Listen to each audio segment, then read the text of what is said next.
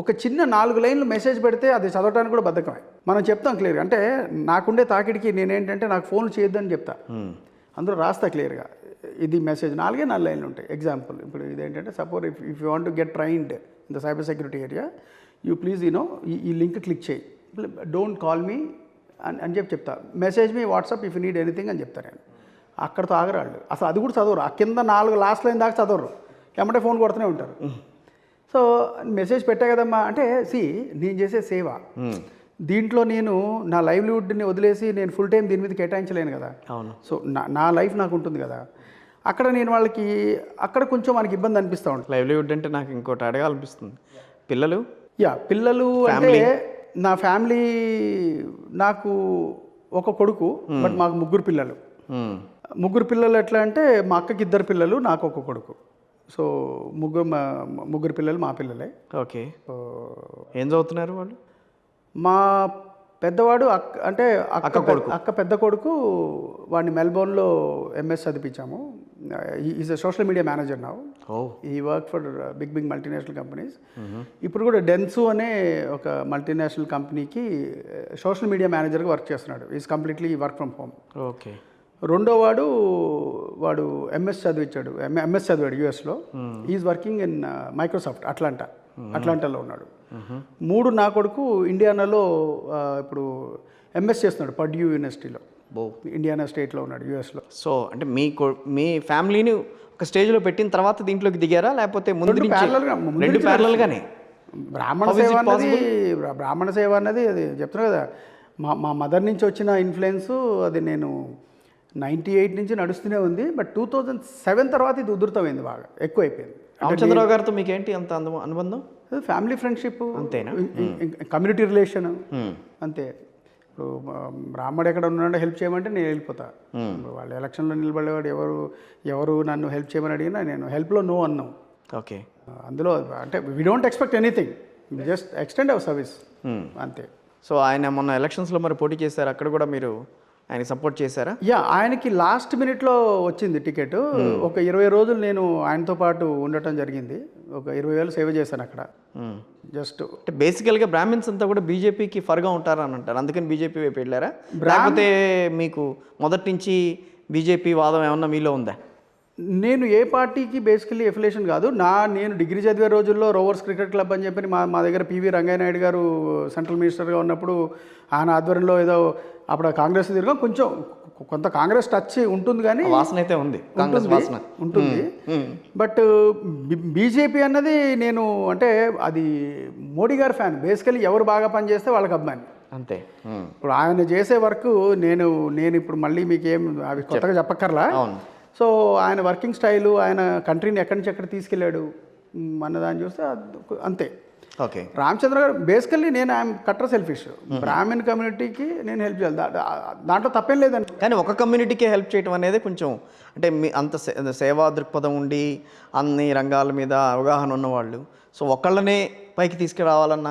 ఎందుకంటే వీళ్ళని ఇప్పుడు ఎన్ని రాళ్ళు వేస్తున్నారు, బురద చల్లుతున్నారు, ఏడ్చేవాళ్ళు ఎక్కువైపోయారు కదా ఇక్కడ. వీళ్ళకి అవకాశాలు కూడా లేవు కదా. సో నేను అది పెద్ద తప్పనేమి అనుకోను.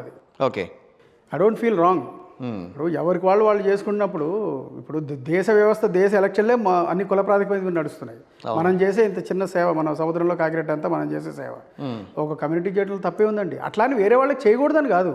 ఈ ప్రాసెస్లో వాళ్ళు వస్తుంటారు, వాళ్ళకి కూడా హెల్ప్ చేస్తుంటాను. ఎంతోమంది చెప్తారు నాకు, మన రాజకీయ నాయకులు వీళ్ళు పెద్ద వాళ్ళందరూ, రాజకీయ నాయుడు క్యాస్ట్తో పని ఏంటండి?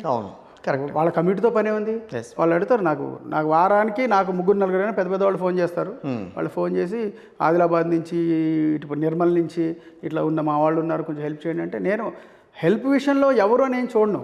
వాళ్ళు చెప్తే I try to help them. But నా కమ్యూనిటీకి నేను ఎందుకు చేసుకోకూడదు? ఇంట గెలిచి రచ్చగలమన్నారు కదా. ఇప్పుడు ఫస్ట్ నా కమ్యూనిటీకి చేసుకోవడం అనుకుంటున్నారా?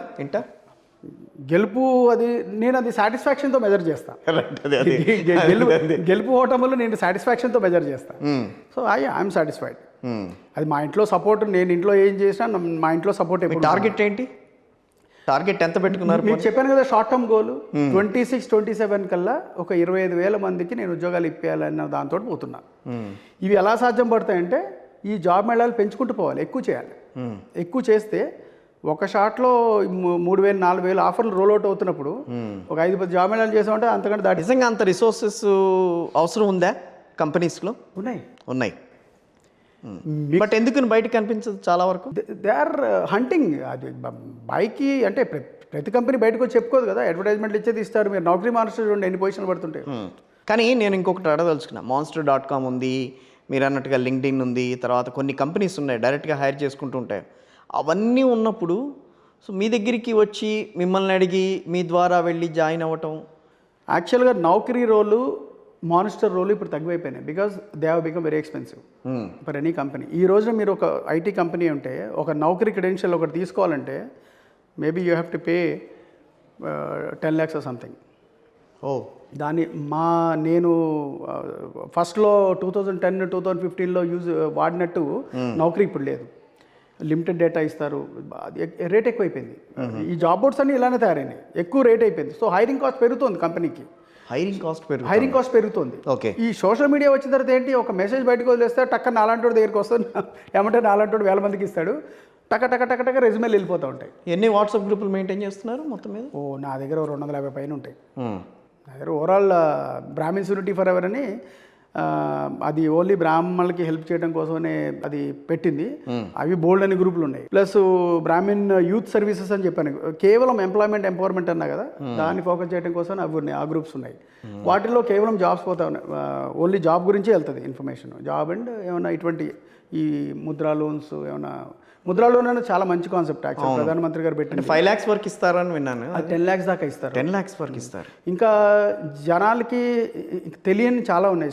అందులో స్టాండప్ ఇండియా అని ఒకటి ఉంది, అప్ టు 1 CR దాకా ఇస్తారు. అబ్బా, అది అవేర్నెస్ లేదు పబ్లిక్లో.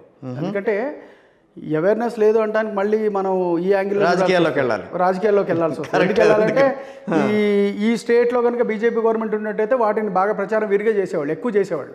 ఇప్పుడు మొన్న కిందటి ప్రభుత్వం వాళ్ళకి బీజేపీకి అది ఉప్పు లాగా ఉండేది, వాళ్ళు దాని ప్రచారం చేయలేదు.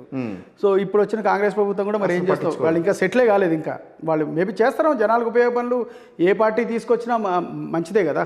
కానీ ఇంటర్వ్యూ చూస్తున్న వాళ్ళు ఒక మాట అడుగుతారు, ముద్రా లోన్ నాకు కావాలంటే ఏం చేయాలని అంటారు. వాళ్ళు ఏం చెప్తారు? అవి ముద్రా లోన్ నాకు కావాలంటే వాళ్ళందరూ నా దగ్గర రాకర్లా, వాళ్ళు స్టేట్ బ్యాంక్ ఆఫ్ ఇండియాకి వెళ్ళిపోయి వాళ్ళని అడగచ్చు. స్టేట్ బ్యాంక్ ఆఫ్ ఇండియానే కాదు, ప్రతి బ్యాంకుకి ముద్రా లోన్ ఇచ్చే టార్గెట్ పెట్టారు, వాళ్ళు ఇచ్చి తీరాల్సిందే.